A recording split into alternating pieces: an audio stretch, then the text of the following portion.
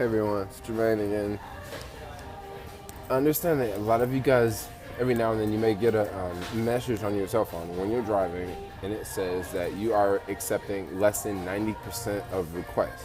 Okay. I'll tell you how to fix that, guys.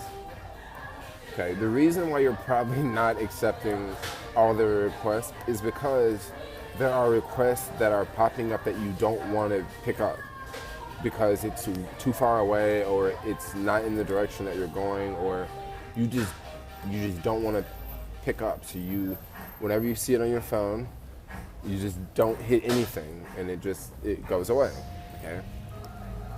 So if you know that you're doing that a lot and you're getting that message, what you need to do is just start picking up rides. Okay.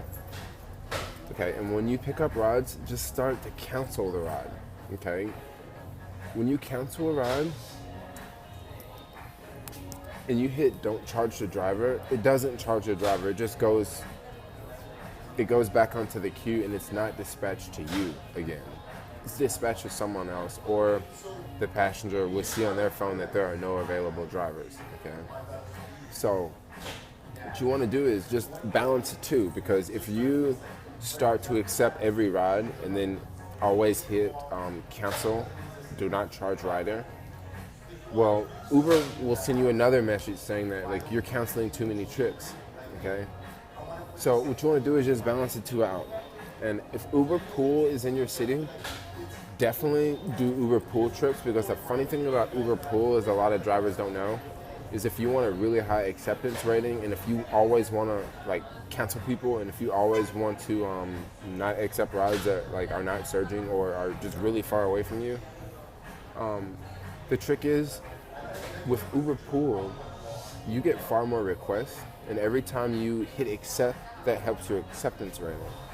With Uber Pool, what I've noticed is a lot of people cancel. Okay. So whenever you accept that Uber Pool ride and then that other person cancels, that still helps your acceptance rating. Yeah, it totally helps your acceptance rating. So, for example, you may do 4 rides in a day, okay, or in a shift, and you may get 6 cancellations. But if you accepted everything, you should be at 100% for that day. And then another way you can figure it out, you can calculate this, is just remember how many rides you've done, and remember how many rides you've blown off, okay? And also remember how many rides you accepted and then how many rides you canceled. And then that way you can kind of figure out, if you do 10 rides, you can totally miss 2. Like they can just pop up on the app and you can just not click on anything. That'll help you out. And if you do 2, maybe you want to miss 1 and then just accept 1 ride and then just cancel that ride. These are ways to sort of get around those emails with the low acceptance rating, because it doesn't look good when I'm a passenger and I'm late. I need to go to work and a driver is online and he accepts my ride and then he cancels. Or I'm running late and I'm trying to get a driver and 2 minutes goes by and no drivers responded. Well, what happens is it just keeps sending it to someone else, and it stays on this driver's phone for 15 seconds, and then he doesn't accept. So it goes to another driver, and it says on his phone for 15 seconds, and he doesn't accept. And he goes to another driver, and it says on his phone for 15 seconds, and then it doesn't accept.